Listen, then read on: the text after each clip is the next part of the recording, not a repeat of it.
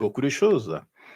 Disons le thème donc de notre émission aujourd'hui, ou bien le grand sous-thème de l'émission aujourd'hui, c'est donc 7 jours pour libérer la Côte d'Ivoire. Qu'est-ce qu'on voulait dire? Qu'est-ce que le président Thiam voulait dire?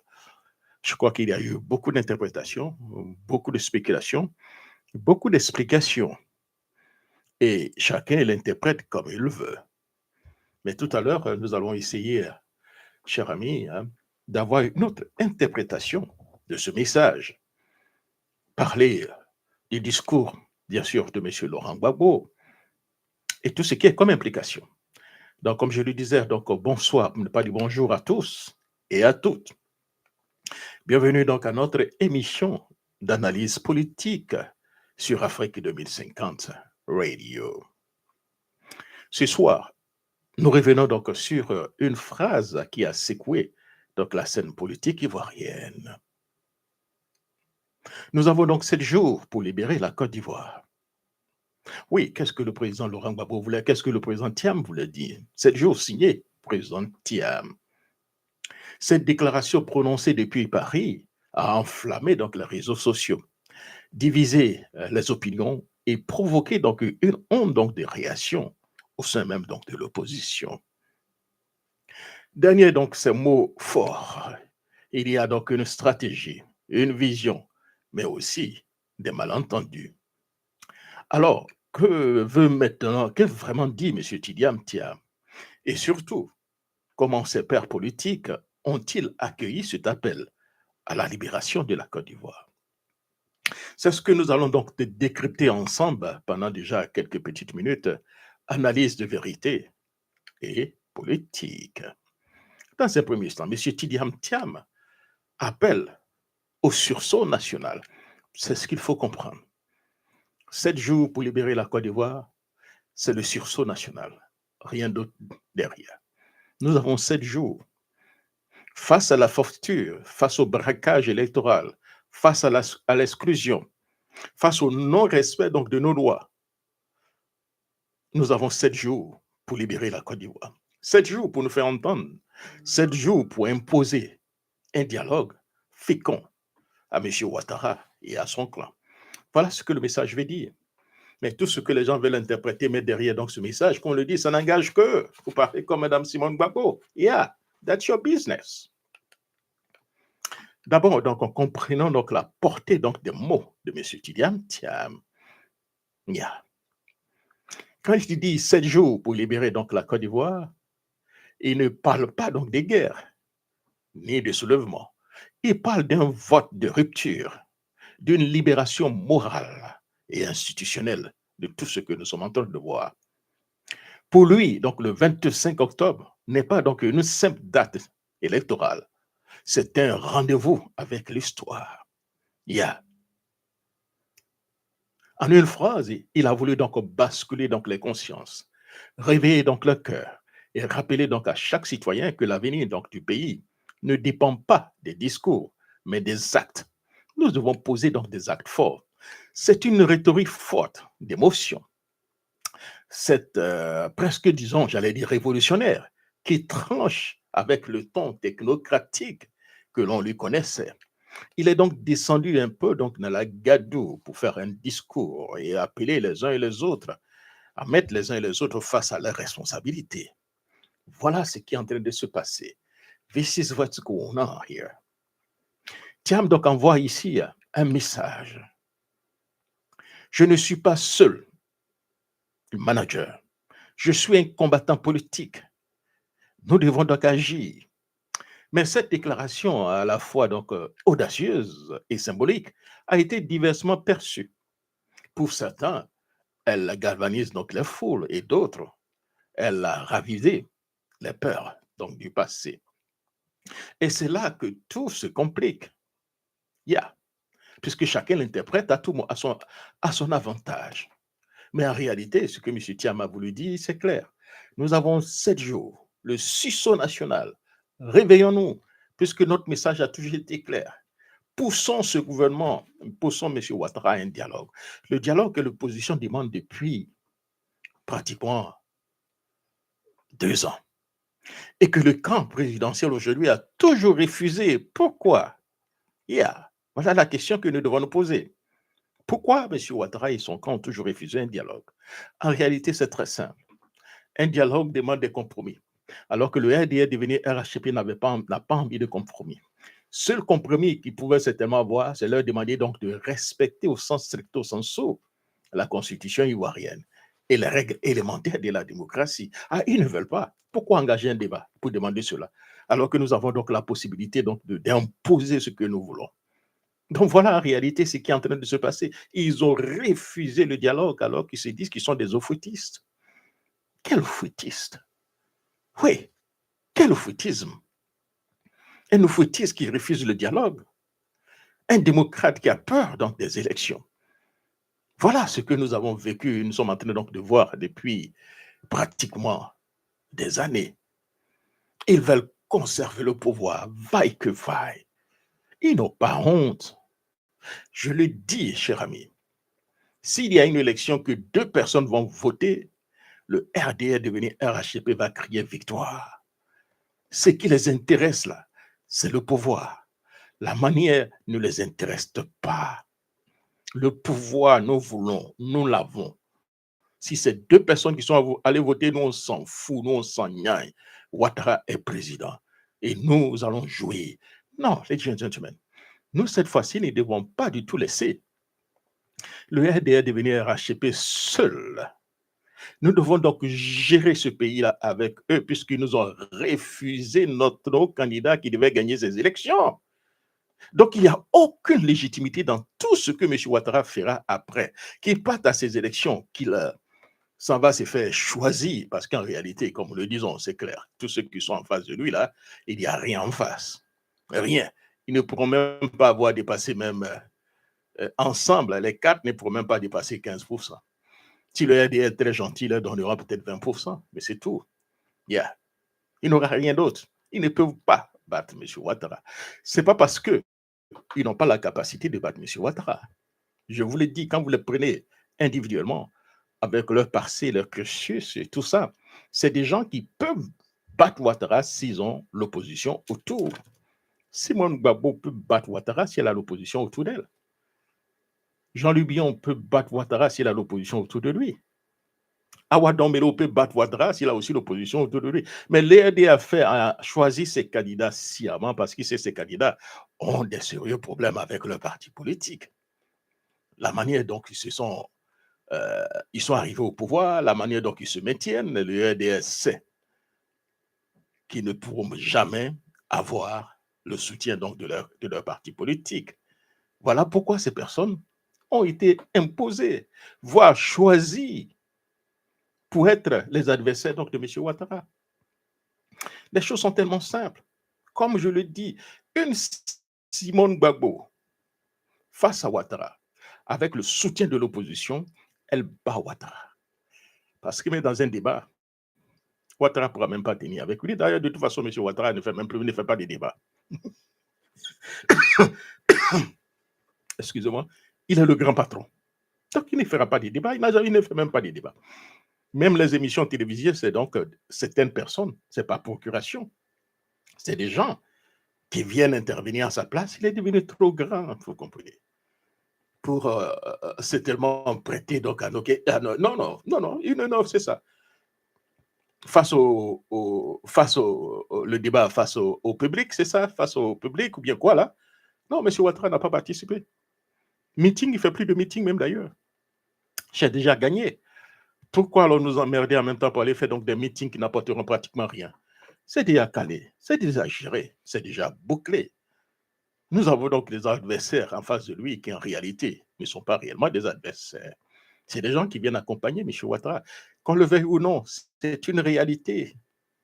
Ce n'est pas une manière donc de mettre quelqu'un mal à l'aise, mais c'est une réalité. C'est ce que le RDR pense, qu'ils ont en face d'eux des gens qui viennent accompagner M. Ouattara et justifier la victoire de M. Ouattara.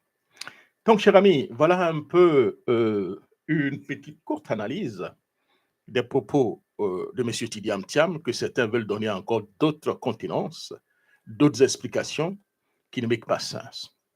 Alors, revenons par exemple donc, à notre deuxième segment, c'est de M. Laurent Gbagbo, le langage de la délégitimisation. C'est ça, délégitimation, voilà, la légitimation, délégitimation, voilà, merci beaucoup.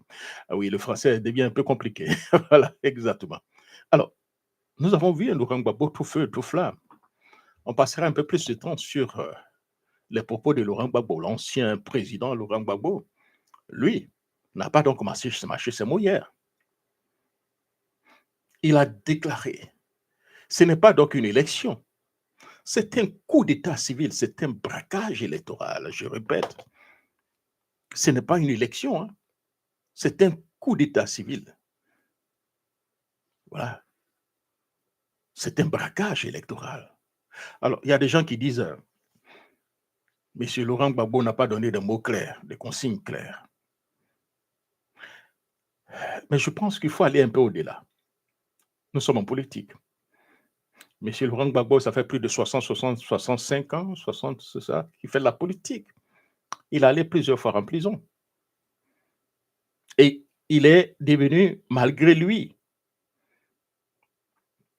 un homme de droit. Il sait lire entre les lignes. Il connaît aujourd'hui beaucoup de pièges. Un mot peut-être mal placé sera donc interprété par ce pouvoir en place pour essayer donc de justifier une arrestation encore de Laurent Gbagbo, même si cela va créer des problèmes dans le pays, mais ils vont le justifier pour dire voilà, il appelle donc à une insurrection. Imaginez-vous des jeunes du PDCI-RDA qui ont seulement dit apprêtez-vous, ont été arrêtés, ils sont aujourd'hui en prison pour, selon vous, une insurrection contre le régime de M. Ouattara. Donc, face à tout ça, Laurent Gbagbo ne peut pas venir vous dire prenez la rue, comme il a dit avant. Et puis en plus, Laurent Gbagbo, dans le temps, quand il le disait, il avait 50 ans, il pouvait courir, il pouvait marcher. Maintenant, là, vous avez vu Laurent Gbagbo, 80. Oui, il y a le poids de l'âge. Il y a des combats qu'il ne peut plus faire. Mais ce qu'il dit, il faut savoir lire entre les lignes. Qu'est-ce qu'on fait contre un braqueur? Vous avez chez vous et il y a un braqueur, vous faites quoi? Tout est là. Il n'a même pas besoin de vous dire d'aller face à ce braqueur. Mais vous-même, dans la vie, quand on dit qu'il y a un braqueur, ça veut dire quoi? La preuve, le régime de Ouattara, ils ont accusé Laurent Gbagbo d'avoir de braquage, il a été condamné 20 ans de prison. N'est-ce pas? Oui. Ils ont accusé Laurent Gbagbo d'avoir braqué la BCAO. Comme le disait Mme Simone Gbagbo, je crois que pour une fois, j'ai tellement apprécié le point de Mme Simone Gbagbo par rapport à ça, hein, quand elle a posé la question à la présidente du tribunal, vous dites que Laurent Gbagbo a braqué la BCAO. Alors que l'argent que Laurent Gbagbo a sorti pendant la crise, cet argent a permis de payer les fonctionnaires. Vous avez été payé. Vous avez accepté cet argent. Donc, qu'est-ce que ça fait de vous? Restez là. Donc, des fois, il y a des incongruités que parfois, il faut le mettre donc devant des gens qui ont envie de réfléchir, même si en Côte d'Ivoire, on ne réfléchit plus. Nous avons un régime qui a mené donc des gens qui se comportent comme des moutons, qui ne font qu'exécuter par des réflexions. Quand Ouattara dit, pour employer les expressions donc de feu Amadou Cimetière, voilà, il dit après Dieu, c'est Ouattara sur terre. Donc tout ce que Ouattara dit devient une vérité d'évangile. Il faut donc l'appliquer. Voilà. Donc quand Laurent Gbagbo vous dit que c'est un coup d'état civil, qu'est-ce qu'on fait contre un coup d'état? Et quand on fait contre un braquage, mais tout est là. Il n'a plus besoin de vous dire, de vous opposer à cela. Et il va plus loin. Il dit tous ceux qui sont dans la rue, qui sont en train de s'opposer, je les supporte. Ça veut dire ce que ça veut dire. Il n'a même plus besoin de vous dire, donner encore notre message, plus clair que ça. Nous avons des braqueurs, avec le chef braqueur, qui est donc le chef d'État, le candidat donc du RDR. Je dis bien, hein, le candidat du RDR. Voilà ce que Laurent Gbagbo nous dit. Mais est-ce qu'avec ça, on a besoin certainement de réfléchir encore plus loin? Nous avons en face de nous des braqueurs, des gens qui ne veulent pas du tout d'élection, des gens qui ont peur de l'élection. Ils se comportent comme des véritables cowards. C'est une lâcheté politique où on sait qu'on ne peut pas gagner. On crée les conditions pour gagner. On triche, on manipule, on exclut. Voilà. Pour gagner donc les élections. Yeah. Donc nous sommes en face de nous des braqueurs. Un braquage électoral. Pour Laurent Gbagbo, le processus est donc faussé donc, dès le départ. Il parle donc d'un système verrouillé, d'institutions confisquées, d'un pouvoir qui se maintient donc par la ruse. Non, pas par la ruse, mais par le braquage donc, des urnes, par le braquage du système électoral, par le braquage de la démocratie. Son discours ne cherche pas donc à mobiliser pour voter, mais à délégitimer un scrutin. Un scrutin parce que nous avons en face de nous des braqueurs. Thiam veut libérer. Gbagbo lui dénonce par la parole. Les deux stratégies, on peut parler de deux stratégies, deux énergies, deux générations politiques, même une même frustration. Le sentiment que la démocratie ivoirienne est prise donc en otage. Ce sentiment est assez réel. La démocratie ivoirienne est prise, cette démocratie est prise en otage. On fait quoi? Vous avez besoin, c'est comme si quelqu'un qui va acheter donc votre meilleur plat, le poulet rôti, qu'on met devant vous avec une fourchette. On voit ça dans votre main et vous demandez, ah, donc je dois manger. Vous comprenez? Donc je dois manger. Ça veut dire quoi? On vous invite, on amène le poulet rôti devant vous, on vous remet une fourchette et puis un couteau avec de l'eau devant vous. Et puis vous êtes là, je dois manger. Mais il faut arrêter. Est-ce que ce n'est pas évident? Ce n'est pas évident. Quand vous avez un braqueur, vous êtes chez vous et vous avez des braqueurs, vous faites quoi? Des gens qui viennent pour faire un hold-up. Ils viennent braquer votre domicile, vous faites quoi? On n'a pas besoin de tout dire. Pourtant, cher ami, cette ligne radicale donc, de Laurent Gbagbo trouve encore un écho puissant auprès de ceux qui estiment que tout le dialogue avec le pouvoir est inutile tant que les dés sont pipés. Mais je vais plus loin pour le dire. Ici, le dialogue n'est pas vraiment inutile. Ceux qui sont donc des oufétistes savent que le mot fort de l'oufétisme, le leitmotiv, donc on peut résumer l'oufétisme, cette pensée de Fouboyant, à une chose, le dialogue. Le dialogue. Parce qu'il est dit tout le temps, il est plus facile de faire la guerre que de faire de la paix. Parce qu'après tout, même quand on fait une guerre, on est toujours obligé de revenir au dialogue, à la table des négociations. Mais quand on reviendra à la table des négociations, ça devient dans des conditions difficiles. Après des morts, tout ce qui est comme tout ce qui est comme qui n'est pas du tout conseillé. Donc pourquoi ne pas aller dans le dialogue d'abord avant d'aller faire la guerre? Parce qu'après tout, on reviendra toujours à la table des négociations et dans des conditions assez difficiles. Donc nous avons un pouvoir en place qui a refusé le dialogue depuis des années. Je le répète, ils ont refusé sciemment le dialogue parce que le dialogue, c'est donner et recevoir. Vous comprenez? La seule chose que l'opposition a demandé à M. Ouattara, c'est des élections justes et transparentes. C'est tout. Ils n'ont même pas demandé d'argent, ils n'ont pas demandé autre chose. Élections libres et transparentes et inclusives. C'est tout. C'est ce dialogue que M. Ouattara a refusé. Alors que lui, qui avait encouragé donc la prise des armes, vous comprenez, des années, a imposé donc le dialogue, a poussé Laurent Gbagbo à faire le tour de l'Afrique pour qu'on trouve une solution à lui seul son problème. Parce qu'il était inéligible. Il n'avait pas la possibilité de compétir en Côte d'Ivoire parce que la Cour suprême qui jouait le rôle de la Cour constitutionnelle a dit que M. Ouattara avait une nationalité douteuse. Et jusqu'à preuve de contraire, il n'y a pas une autre cour qui est venue démentir cela. Donc nous avons quelqu'un qui a une nationalité douteuse qui est donc à la tête de notre pays.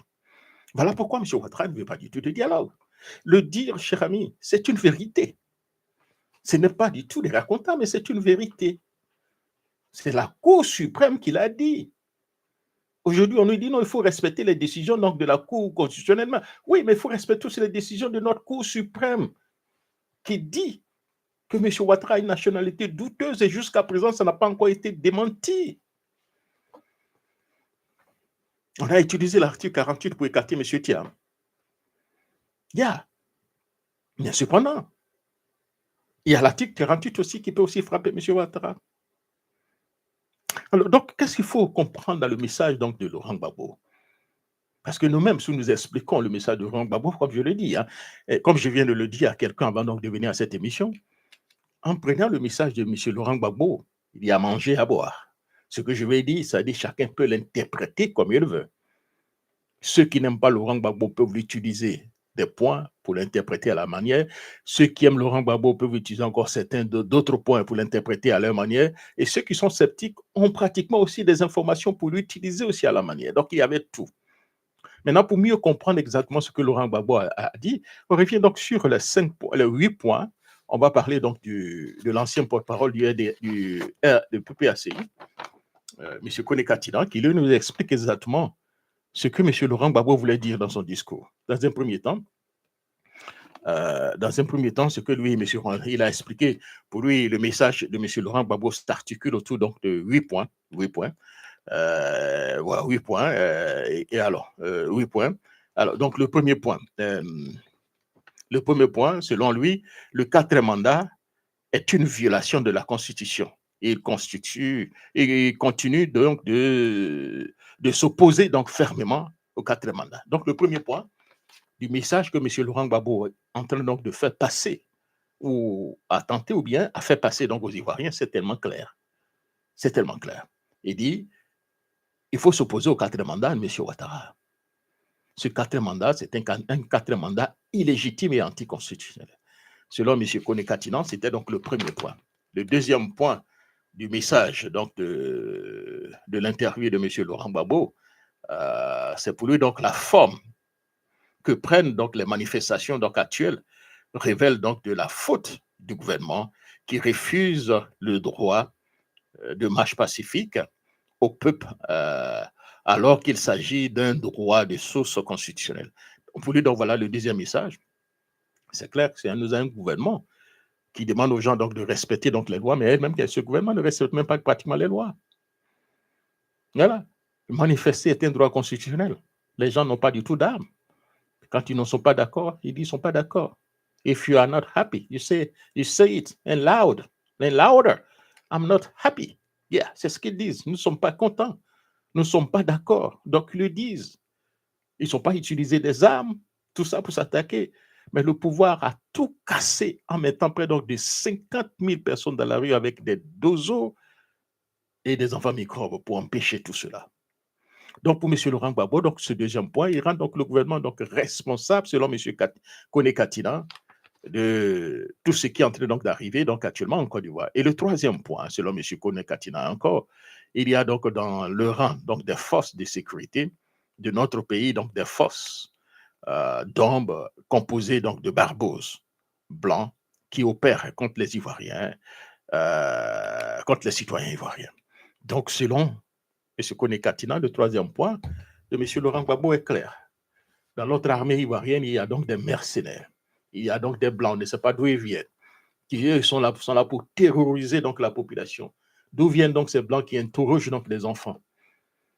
On a fait appel donc à des mercenaires pour permettre donc à M. Ouattara, voilà, de continuer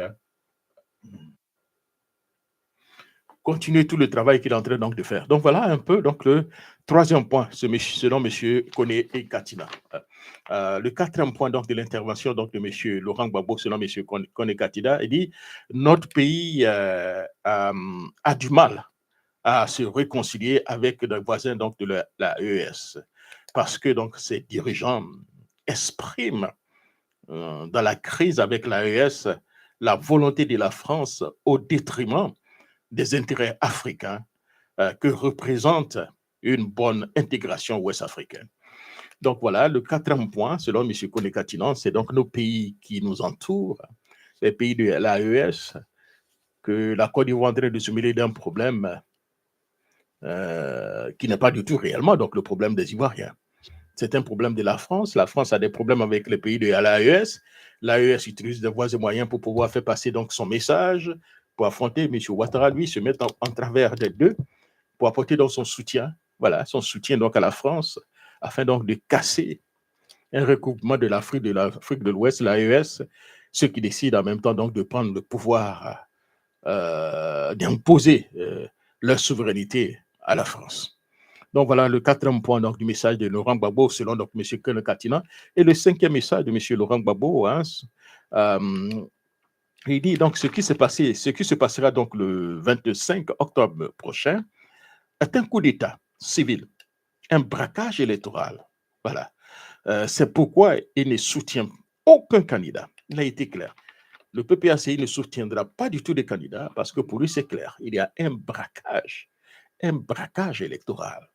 Donc, face à ce braquage électoral, M. Laurent Gbagbo a décidé de ne pas du tout soutenir des candidats qui participent, malgré eux, à ce braquage, ou bien même avec leur accord à ce braquage électoral. M. Laurent Gbagbo est convaincu, comme tous les Ivoiriens d'ailleurs, qu'aucun d'eux là ne dépassera 5%. Les trois ensemble ne dépassera pas 20%, donc ils vont cautionner donc, ce braquage, ce coup d'état civil préparé par le RDR devenir RHTP avec à la tête M. Ouattara, qui, toute sa vie en Côte d'Ivoire, est toujours impliqué, cher ami. Hein. Chaque élection, il y a toujours donc des complications, il y a toujours des morts pour qu'il soit candidat. Il n'a jamais voulu réellement affronter donc, les Ivoiriens. La seule fois qu'il a affronté donc, les Ivoiriens, c'était donc en 2010. Et en 2010, M. Laurent Gbagbo, M. Ouattara avait son poids électoral. Parce qu'avant les élections, M. Ouattara était clair. Il pensait que toute élection, lui, Ouattara, il avait un minimum de 60%. Parce qu'il a vu tellement la foule des non-ivoiriens qui le supportaient un peu partout. Hein. Il déplaçait donc des foules immenses pour lui. Toute la population était avec lui. Ce que M. Ouattara a confondu. Il a confondu foule et puis électeurs. La majeure partie des gens qui accompagnaient M. Ouattara, non seulement des enfants, et puis des immigrés, d'enfants immigrés qui ne pouvaient pas donc participer aux élections. Donc, si vous allez à un meeting qu'il y a 100 000 personnes, qu'en réalité, il y a dans ces 100 000 personnes, 20 000 personnes qui peuvent voter, vous allez penser qu'il y a la majeure partie de la population avec vous, mais en réalité, les gentlemen, il n'y a que peut-être le quart qui pourra donc voter pour vous. Donc, quand vous faites ce faux calcul, voilà pourquoi il s'est retrouvé dans une situation où il ne pesait que entre 25 et 32%. Tout dépend de l'endroit où on se trouve. Si on prend en considération la requête, on prend en considération le propos de M. Henri Konabédié qui dit qu'on a volé 600 000 voix. 600 000 voix, ce qui représentait pratiquement à peu près 20 à 25% de l'électorat. Donc, si vous arrivez donc dans les 30% de M. Ouattara, la part de M. Gbagbo, de la part de M. Henri Konabédié, M. Ouattara se retrouvait donc aux alentours de 25%. Voilà. Donc, maintenant qu'il est au pouvoir, on peut extrapoler pour dire qu'il ira jusqu'à 35%. 35%, même voire 40%. Mais il ne peut pas aller au-delà. Parce qu'à un deuxième tour, tous les candidats donc, de l'opposition seront unis face à lui. Et M. Ouattara le sait. Voilà pourquoi les candidats que les Ivoiriens pouvaient s'unir autour d'eux, il a tout fait pour les écarter. Les Ivoiriens pouvaient s'unir autour de Thiam. Il a tout fait pour écarter Thiam.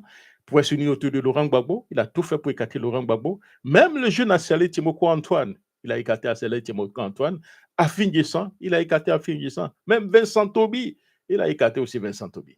Pour nous amener qui est Henriette Lagou, que personne ne connaît. Bizarrement, cette dame a pu donc avoir le parrainage. Pourquoi Henriette Lagou était dedans? Henriette Lagou, elle est là seulement pour le plan C, c'est-à-dire le plan B. Et les candidats Awadon Melo,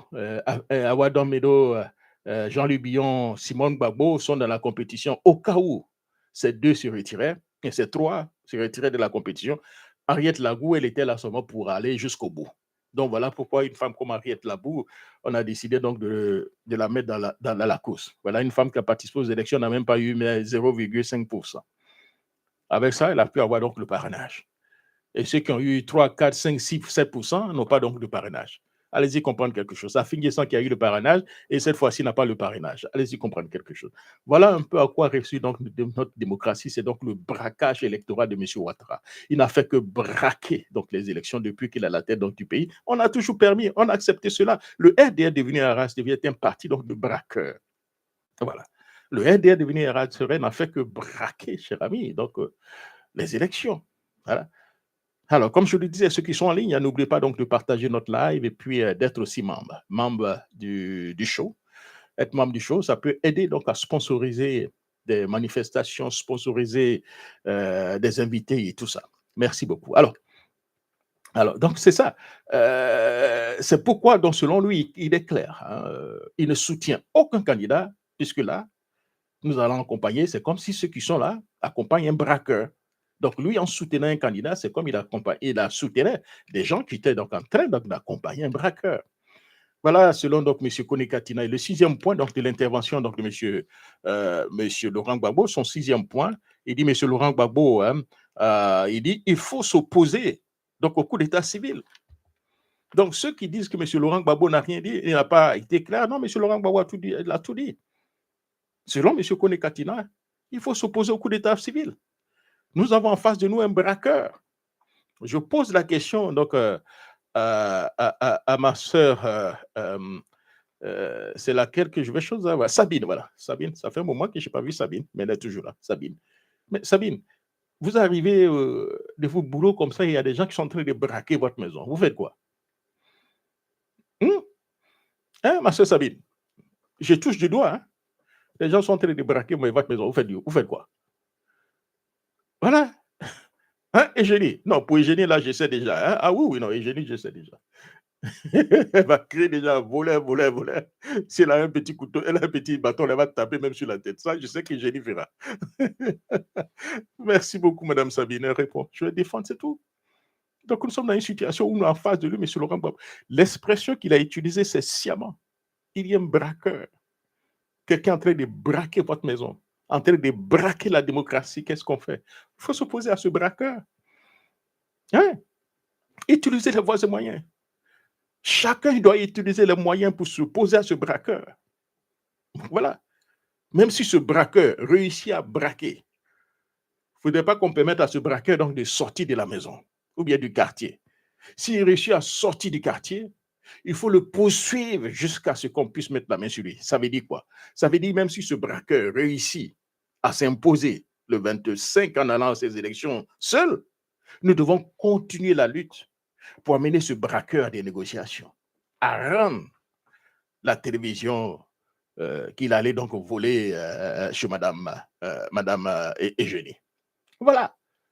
Donc, c'est un combat continu et permanent jusqu'à ce que M. Ouattara comprenne et le RDR qu'il faut avoir donc des discussions avec les Ivoiriens parce que je le dis, cher ami, je le dis bien, écoutez-moi très bien. Vous laissez Ouattara aller à ce 4e mandat. Nous sommes foutus.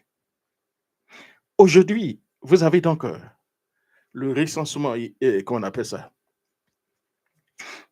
la population ivoirienne qui augmente, comment on appelle ça, de façon vertigineuse chaque année.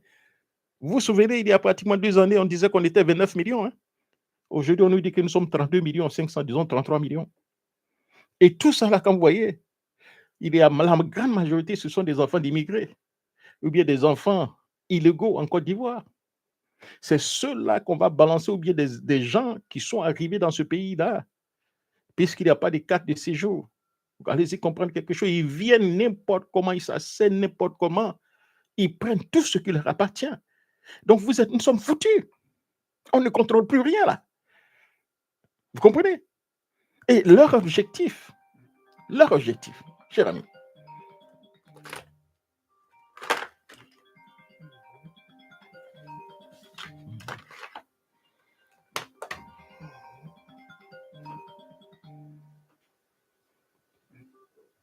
leur objectif, cher ami, excusez-moi, hein, vous savez, voilà. Leur objectif est clair, cher ami. C'est de tout faire pour contrôler les 2 tiers de l'Assemblée nationale parce qu'ils sont clairs. Vous avez vu pourquoi Kubier, vous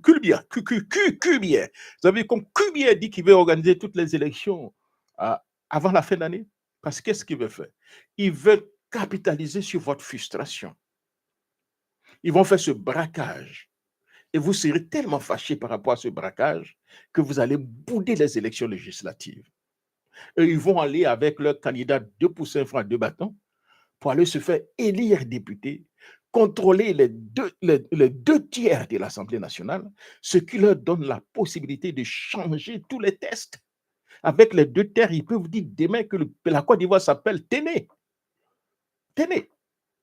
Oui, ce sont les deux tiers qui ont changé. La Côte d'Ivoire change le nom de la Côte d'Ivoire. Tenez. L'hymne national de la Côte d'Ivoire, c'est donc Ado Puissancy, Maïdé Puissancy, et puis voilà, on met Ado Puissancy. C'est ce que ça veut dire. Donc, on a beau être fâché, mais soyons lucides. Soyons lucides dans ce combat. On dit, gros cœur ne mange pas donc du réchaud. Hein? Voilà. Vous savez, ma meilleure chanson aujourd'hui, hein, cher ami, j'écoute quand même la musique. Et la meilleure chanson, c'est comment c'est ça, hein? Comment vous l'appelez là? C'est ça, Che Guevara, c'est ça, hein, Che Guevara. Voilà. J'étais donc dans la voiture et puis j'ai écouté cette chanson-là, mais bon, j'ai tellement aimé, je dis, mais ce gars-là, ce Congolais-là, il chante bien. Alors, et la camarade de ma fille qui était derrière dit, non, mais, dit, mais toi aussi, c'est pas un Congolais, c'est un Ivoirien. J'ai dit, quoi? C'est un Ivoirien. Donc, depuis ce jour-là, quand je suis dans la voiture, là, il y a deux chansons que j'écoute. Il y a Kevara, et puis, qu'on appelle ça, l'autre chanson que j'oublie un peu le nom aussi, c'est une chose, Don't Like Us, voilà, Don't Like Us, voilà. Donc voilà les deux chansons, surtout Kevara, que j'écoute tout le temps. J'aime très très bien cette chanson, la mélodie, ça m'encourage et ça m'ambiance. Et il disait quelqu'un là, même si on t'a fait du mal, il faut froidir ton cœur. J'ai aimé cette partie-là. Ça veut te dire, ça dit soyons lucides. On a beau être fâché, on a beau être énervé, on n'aime pas ce qui est en train de se passer, mais soyons lucides. Si nous nous fâchons trop, nous perdons tout, parce que c'est ce qu'ils veulent. Qu'on se fâche, qu'on boude tout. Eux, ils ramassent. Eux, ils ramassent. Je me souviens déjà de l'élection avec Kakabe, où j'avais apporté mon soutien à Kakabe, je l'ai expliqué d'ailleurs pourquoi. Mais qu'est-ce qu'eux ils disaient? Au cas où Kakabe se retirait, eux, ils vont aux élections seuls avec M. Ouattara parce que déjà, le nom des trois, ces trois-là, ça est déjà sur la liste électorale. Donc, eux, ils s'en vont voter M. Ouattara et déclarer M. Ouattara vainqueur. Donc, voilà des gens que nous avons en face d'eux, là, ils s'en foutent, ça ne les intéresse pas. Deux personnes vont voter aujourd'hui. Allez-y, vous dites que c'est un pouvoir illégitime. Mais Ouattara, son parti Ouattara, ça ne les intéresse pas. Ce qui les intéresse, c'est de contrôler le pouvoir d'État. Voilà. Et ils vont avoir une cour constitutionnelle accroupie qui va dire, expliquer cette légitimité avec deux personnes qui sont allées voter. Voilà ce qui les intéresse. Vous comprenez? Donc, on a beau être fâché, cher ami, mais soyons lucides. Pensons à l'avenir. On froidit le cœur. Nous sommes tellement fâchés, on froidit le cœur. Et on trouve les voies et moyens. C'est comme vous rentrez chez vous, vous comprenez? Et vous voyez donc les enfants sont pratiquement en train donc de tout casser. Et vous arrivez et madame vous gifle.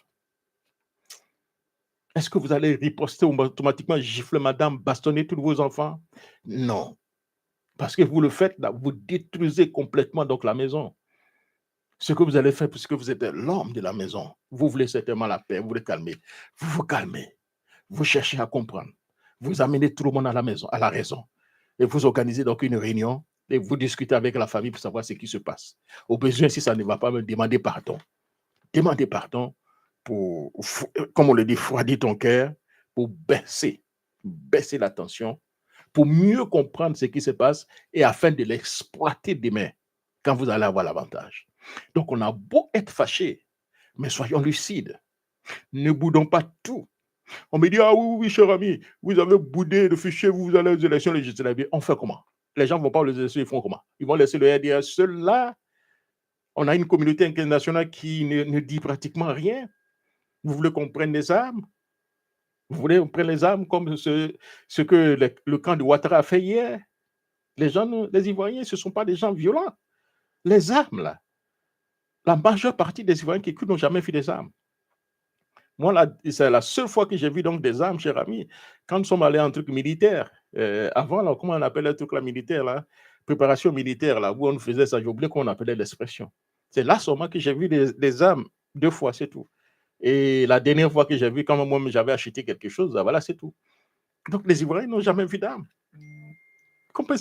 La violence, non, ça ne fait pas partie du dada de l'Ivoirien. L'Ivoirien, ce qu'il aime, c'est la tchatch. Oui, quand il tchatch là comme ça, là, mon vieux, il parle, yeah. Mais les armes, c'est les gens qui sont venus nous aider, les mauvais qu'on a accueillis dans nos pays, là, qui sont venus avec les idées, qui les a poussés à quitter le pays pour venir s'installer en Côte d'Ivoire. C'est eux qui nous ont amené donc les armes. Là. La violence, vous comprenez. Des gens qui rentrent dans les familles, qui égorgent. Je n'ai pas envie de rentrer donc dans des détails puisque nous sommes en direct, vous comprenez. Mais vous savez ce que je veux dire. On a vu tellement de mots dans ce pays-là pour le pouvoir, pour que quelqu'un arrive au pouvoir, pour que quelqu'un conserve le pouvoir. Ils sont prêts à tout. Eux-mêmes le disent, mi-mort à gauche, mi-mort à droite, moi je m'en fous, je continue. Yeah. Nous sommes en face des gens violents. Des gens violents. Ils feront tout pour le pouvoir. Donc quand vous êtes en face de vous des individus comme ça, qu'est-ce qu'on fait? On va froidir le cœur, on va aller doucement. Tango, tango, tango, tango, tango, tango, jusqu'à ce qu'on réussisse à mettre, à contrôler, vous comprenez. Mais ça ne sera pas facile. Ça ne sera pas facile. Et le 7e point, selon donc M. Kone Katina, c'est le discours de M. Laurent Gbagbo. C'est pourquoi il appelle donc expressement donc la population à descendre donc dans la rue. Il n'appelle pas expressement la population à descendre dans la rue, hein, mais il soutient sans ambiguïté toutes les manifestations de la rue qui s'opposent donc au coup d'État. Donc, comme il le dit, il ne va pas donc appeler quelqu'un, il ne va pas demander à M. Tiemoko, à Célestin, voilà, Célestin, à Kwame de descendre dans la rue. Vous comprenez? Mais il dit, si aujourd'hui vous descendez dans la rue, je comprends pourquoi vous descendez dans la rue. Et je vous supporte. Parce que vous opposez au braquage. Vous opposez au coup d'État civil. Donc, je supporte ce que vous êtes en train de faire. Est-ce qu'on a besoin certainement d'être encore beaucoup plus explicite que ça? Alors, selon M. Kone Katina, le 8e point, c'est clair, il parle donc du combat qui est donc mené actuellement, dépasse sa personne. Et c'est ce que j'ai toujours dit, cher ami, chaque fois que j'en ai une émission. Le combat qui se mène aujourd'hui, c'est un combat qui dépasse notre personne. Il s'agit de notre avenir, l'avenir de nos enfants et de nos petits-enfants. Nous sommes en train donc de perdre donc du terrain. Vous comprenez? Prenez l'exemple. Je n'ai rien contre les Ivoiriens enfants d'immigrés, hein, mais je n'ai vu ça nulle part, dans aucun pays. Hein. Vous prenez le chef d'État lui-même, Ivoirien, mais enfant d'immigrés. Ministre de la Défense, Ivoirien, enfant d'immigrés. Président de la Cour, le président du Conseil économique et social, non, président du Sénat, Kandia Camara, Ivoirienne, fille d'immigrés. Président de l'Assemblée nationale, Ivoirien, fils d'immigrés. La présidente de la Cour constitutionnelle, ouais, je ne connais pas tellement son cas, mais selon les informations aussi, elle serait ivoirienne, enfant d'immigrés, ancienne épouse de Bamba Vamoussa. Donc voilà la situation dans laquelle nous sommes. Vous comprenez? Voilà la situation dans laquelle nous sommes.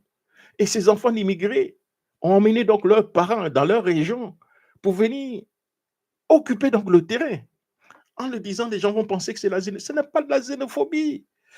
Hier, j'étais donc à une conférence de haut niveau où des membres du gouvernement et du Sénat américain sont venus s'exprimer, où ils ont parlé de la souveraineté. Pourquoi ils veulent contrôler leur pays? Parce que ce qui est en train de se passer les États-Unis, c'est devenu inacceptable. Les gens arrivent n'importe comment, ils s'installent n'importe comment, ils prennent tout, ils n'appliquent même pas les vertus donc, des États-Unis. Voilà pourquoi certaines personnes supportent Donald Trump. C'est ce qui est en train de se passer réellement. Si nous ne nous réveillons pas pour contrôler, pour voir ce qui est en train de se passer, pour demander des explications, pour demander un dialogue, essayer donc de contrôler notre pays, on n'aura même plus ce pays-là. C'est fini là. C'est fini. Parce que ce qu'ils vont faire, comme je le dis là, si on boude l'Assemblée nationale, eux, ils vont aller bourrer les urnes, se donner donc les 2/3 de l'Assemblée nationale et faire ce qu'ils veulent donc dans ce pays. Et quand ils le feront, ils vont utiliser donc le droit pour leur dire. Voilà ce que les tests disent. Les tests disent quand vous avez les 2/3 de l'Assemblée nationale, vous n'avez plus besoin de passer un référendum. Je vous dis ce que M. Ouattara ne veut pas, c'est de faire face au peuple. Tout référendum que M. Ouattara organisera, les Ivoiriens donneront la vérité. Il n'a pas envie de ça. Ils savent où se trouvent les Ivoiriens. Comprenez? Donc, ce qu'ils veulent, c'est de contrôler les 2/3 de l'Assemblée nationale. Et avec ces 2/3, ils n'ont plus besoin de généralement de passer même à un référendum, bien le pouvoir du peuple, et tout se décide entre eux. Voilà ce qui est en train donc d'être préparé. Donc, soyons très vigilants et soyons très lucides. Nous sommes très énervés. Le combat qui est en cours aujourd'hui vise à sauver donc la Côte d'Ivoire et aussi donc l'Afrique de l'Ouest. Il n'y a aucune ambiguïté selon donc M. Kone Katina donc dans la clarité de ce message qui doit être donc compris de tout et de tous. C'est donc M. Kone Katina qui est donc le président du Conseil stratégique et politique du PPACI en charge du programme du gouvernement donc de son parti politique. Donc c'est lui qui vient nous expliquer pratiquement les 8 points donc de l'intervention de M. Laurent Gbagbo. Donc grâce à lui, c'est-à-dire que ça vient aussi de la bouche de M. Laurent Gbagbo. Alors, on me pose la question, mais on m'a posé la question, qu'est-ce que le braquage démocrate, de la démocratie veut dire? Bon, je ne suis pas forcément un homme donc de lettres, mais ce que j'ai pu comprendre, c'est que le braqueur donc de la démocratie, je pense que c'était une expression qui fait référence à des individus ou des groupes d'individus qui tentent de prendre contrôle, si vous voulez, donc du pouvoir politique. Voilà. Ils font tout pour prendre contrôle du pouvoir politique, de manipuler donc les tests, manipuler donc les institutions, manipuler donc la démocratie pour leur propre intérêt. C'est pas loin de l'autocratie. Et souvent, ils le font donc de manière donc illégale. Ils prennent l'illégalité pour transformer cela en égalité. C'est-à-dire quand quelqu'un va tricher pour contrôler l'Assemblée nationale, la personne a triché, hein, mais la personne contrôle l'Assemblée nationale aujourd'hui, donc la personne devient maintenant légale. Donc les décisions qui vont aller prendre au niveau de l'Assemblée nationale, c'est des décisions qui vont vous engager. Alors qu'au départ, la personne a triché pour avoir ce qu'elle a aujourd'hui.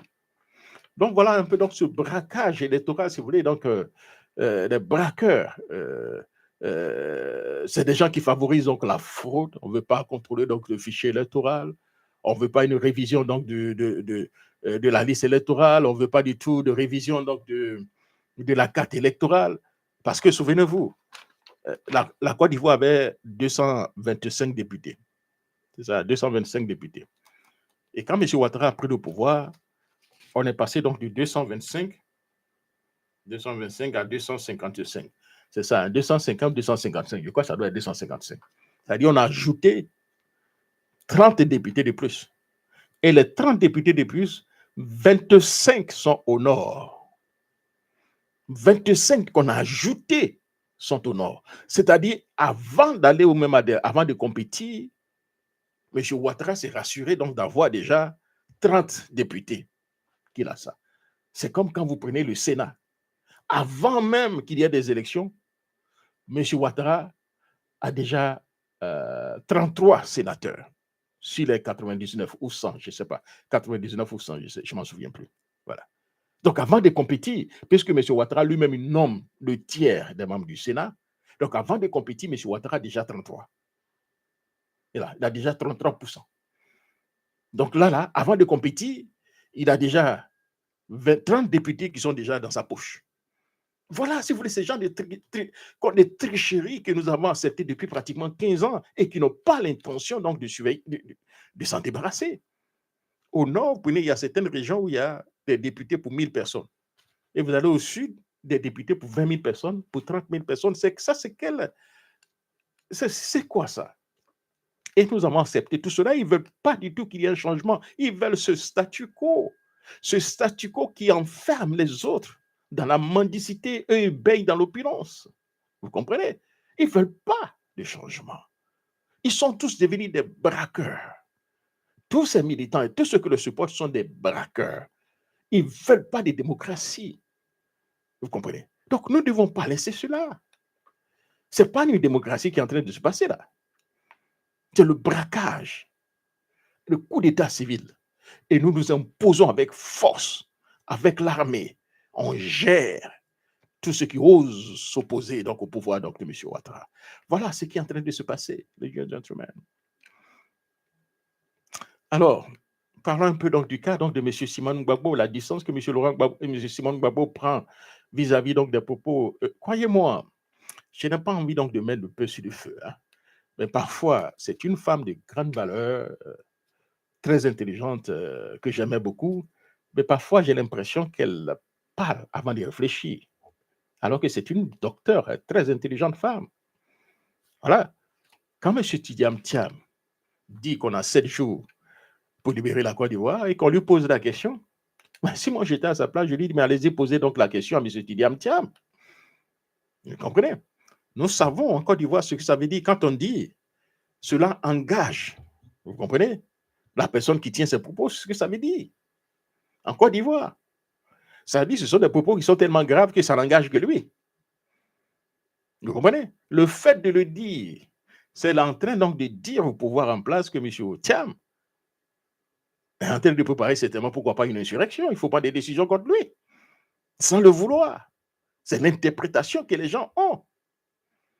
Quand M. Thiam a appelé donc libérer donc la Côte d'Ivoire d'ici donc le 25, voilà, et on lui a posé la question, qu'est-ce qu'elle pense de ça? Si, Madame Simone Evie, qu'est-ce qu'elle a dit? Elle a répondu avec calme. Elle dit, je le laisse responsable de sa déclaration. Moi, je suis au pays. Je souhaite qu'il y ait donc un scrutin. C'est très bien. Je le laisse responsable de sa déclaration.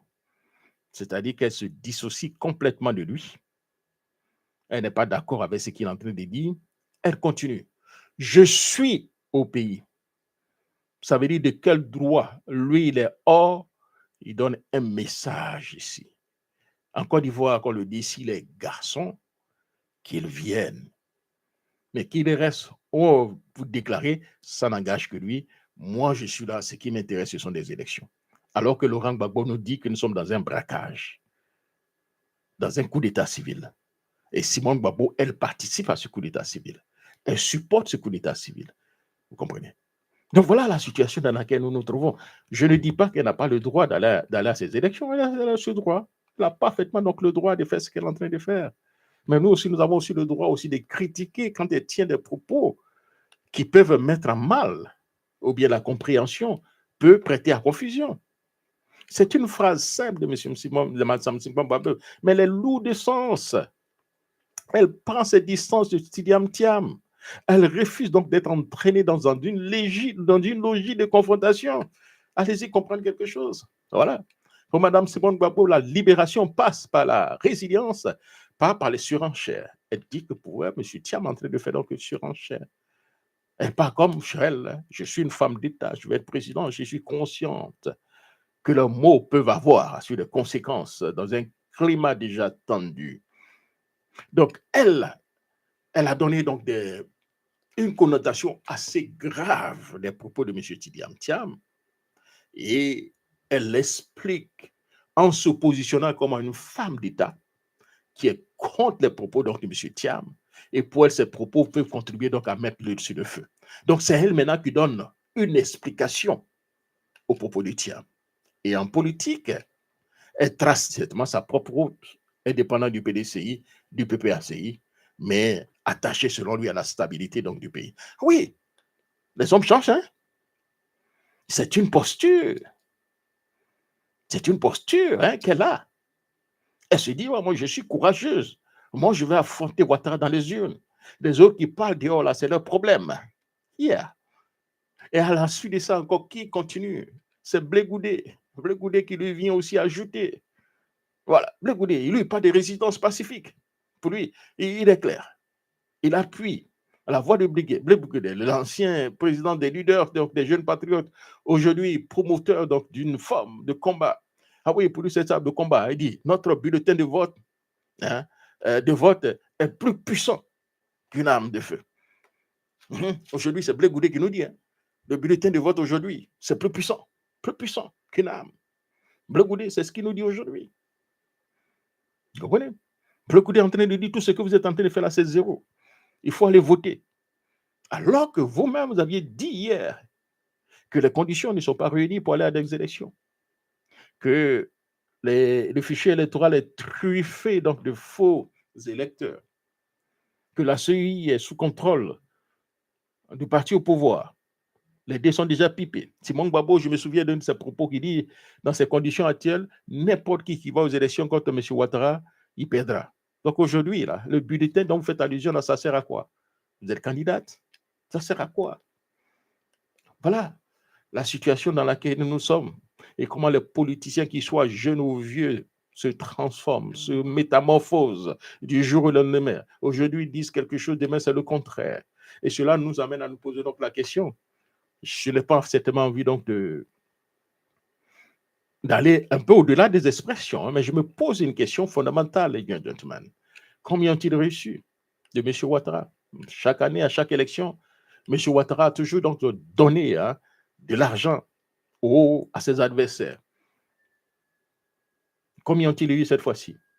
La lettre du continent nous disait qu'ils avaient eu 200 millions qui demandaient plus. Est-ce vrai? Madame Simon Gbagbo, elle est venue ironiser pour dire, M. Ouattara m'a donné 6 milliards, mais elle n'a pas répondu à la question. On vous a donné de l'argent, oui ou non? Si M. Ouattara vous a donné de l'argent, combien vous a donné de l'argent? Et si vous ne déclarez pas, est-ce que ce n'est pas la corruption? C'est des questions que je me pose. Ont-ils, yes ou non, eu de l'argent de M. Ouattara? Posons-nous la question. Ont-ils eu de l'argent de M. Ouattara? Parce que notre constitution ne dit pas que chaque candidat doit bénéficier de l'argent. Ou bien pendant des élections, on doit donner de l'argent aux candidats à l'élection présidentielle. Notre constitution est claire. Que les partis politiques sont fixés à hauteur donc, du 2 millième du budget. Donc, si nous avons un budget qui fait pratiquement 15 000 milliards, les 2 milliards, je crois que ça nous amène dans l'histoire de 3 milliards ou quelque chose, si ma mémoire est assez correcte, vous comprenez, 3 milliards ou bien plus que ça. Donc, les partis politiques, normalement, chaque année, devaient donc se partager cette somme que le RDR devenu RHTP refuse donc de remettre aux partis politiques depuis pratiquement des années. Il y a une violation donc de la Constitution. Non. Nos tests ne disent pas que les partis politiques, les candidats sont financés pour les élections présidentielles. Donc, si M. Ouattara vous donne de l'argent, c'est l'argent du peuple qui vous donne. Mais il vous donne parce qu'il a envie de vous donner. Si vous l'avez accepté, c'est bien. Mais au moins, le peuple va savoir si vous avez reçu de l'argent et combien. Parce que vous parlez beaucoup aujourd'hui, vous défendez l'indéfendable aujourd'hui, vous êtes sûr que les urnes peuvent nous apporter le changement alors que hier, vous étiez contre. Qu'est-ce qui a changé? Qu'est-ce qui a changé entre hier et aujourd'hui? Combien avez-vous reçu? Yeah. Le dire ne veut pas dire forcément nous sommes en train donc de mettre de couteau dans la plaie. Non, ce n'est pas possible. Mais s'ils ont reçu de l'argent, au moins qu'ils aient l'honnêteté de nous dire que nous avons reçu, que l'État remet tel argent, telle somme à tel candidat. Mais c'est l'État qui remet, il n'y a pas de problème. Même si on peut critiquer cela, mais au moins les gens ont été transparents. Mais jusqu'à présent, il n'y a pas du tout de transparence. Ont-ils reçu 200 millions, 300 millions, 500 millions, 6 milliards, comme le disent certaines personnes? Je ne sais pas. Mais si c'est le cas, qu'ils ne nous disent pas, ça devient de la corruption. Ils ont été corrompus pour participer donc à ces élections. Voilà les questions que nous devons nous poser. Donc ici, donc, la stratégie de Blé Goudé est claire. Hein. Il dit désarmer les esprits. Et puis donc, Blé Goudé a vu qu'aujourd'hui, quand on parle donc du taux jusqu'à avant-hier, le taux de remplissage donc du retrait des cartes électeurs, on parle de 8, 9, 10, 12%. 12%. C'est-à-dire que si on se met dans cette figure, 10% de 8 millions, et 8 millions, ça nous ramène peut-être, c'est ça, 800 000. Donc, à peu près au moins 1 million de personnes. Donc, du jour des élections, il n'y aura pas maximum 1,5 million. Mais vous savez, comme ce sont des magiciens, ils feront exprès pour pouvoir eux-mêmes retirer les cartes d'électeurs pour dire les gens retirer leurs cartes d'électeurs parce qu'ils sont des magiciens. Hein? Ce sont des magiciens. Ils sont des magiciens. Ils feront tout pour légitimer donc quelque chose qui n'est pas du tout légitime. Sinon, aujourd'hui, le taux donc, de retrait, c'est moins donc, de 10%.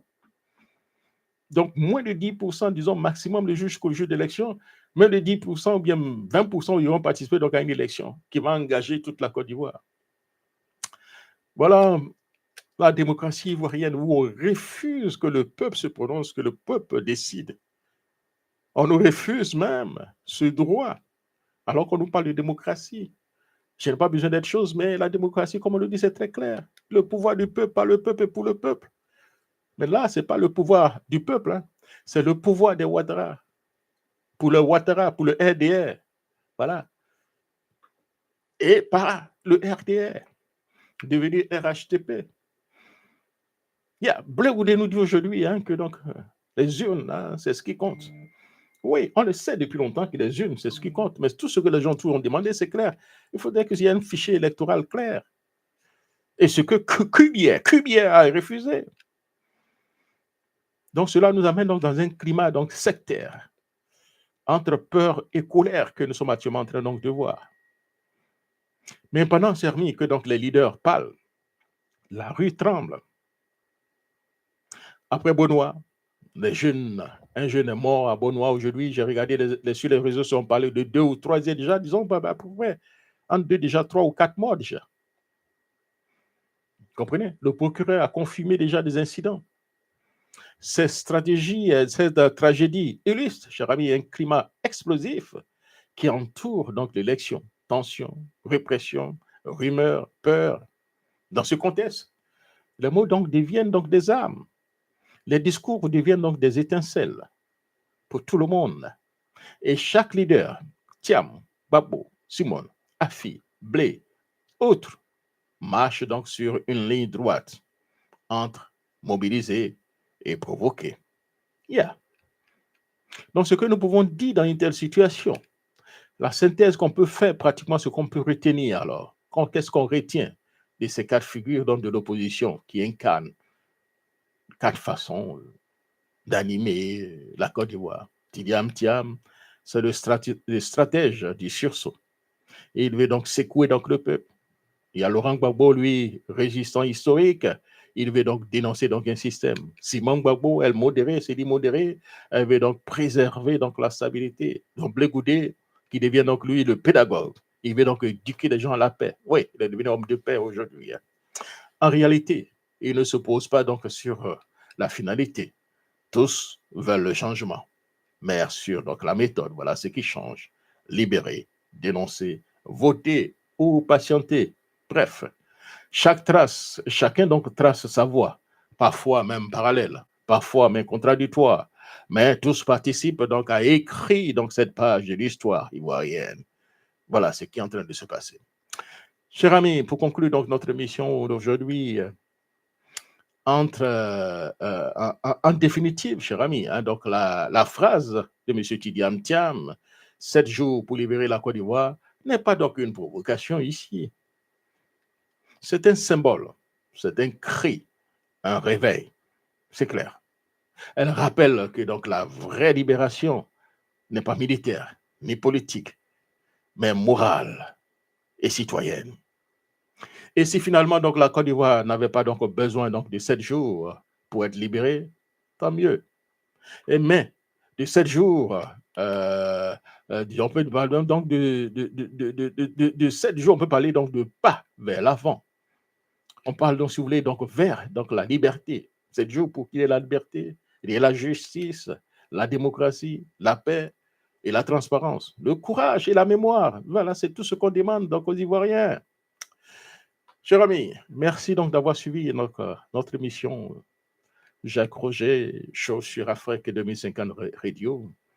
Restez donc connectés, informés et surtout engagés pour l'avenir de la démocratie. Chers amis, n'abandonnons pas la lutte. C'est une lutte que nous devons mener. À chaque génération son combat. Si nous perdons ce combat, le président Oufouette ne sera pas du tout d'accord avec nous, ne sera pas du tout content. Le combat que nous faisons, ce n'est pas un combat pour aller contre Pierre ou contre Paul. C'est un combat de libération donc, des esprits, créer en sorte pour qu'il y ait donc une vraie démocratie. Ce que l'Ivoirien attend, l'Ivoirien mûr, mais ce sont les leaders qui ne le sont pas. Ils veulent dans des élections libres et transparentes. Vous venez, vous faites un programme, les gens votent pour vous, vous dirigez le pays. Après 5 ans, vous vous rendez compte. Si la population n'est pas d'accord, la population va voter autre personne. C'est ce que l'Ivoirien veut. Mais ceux qui sont en face ne le veulent pas. Ils nous enferment dans des contradictions qui n'en valent pas du tout la peine. Merci beaucoup, cher ami. Et puis, rendez-vous pour une autre émission, une autre fois. Au revoir. Portez-vous bien et bye bye. Certainement demain, nous allons voir encore l'émission Bitba avec le docteur Eric Eddy, intellectuel. Certainement que nous allons nous pencher sur une analyse plus approfondie, plus intellectuelle des propos de M. Laurent Gbagbo. et nous projeter vers les élections ou bien le choix ou bien la sélection de M. Ouattara le samedi prochain. Merci beaucoup et cher ami, et puis goodbye. Au revoir.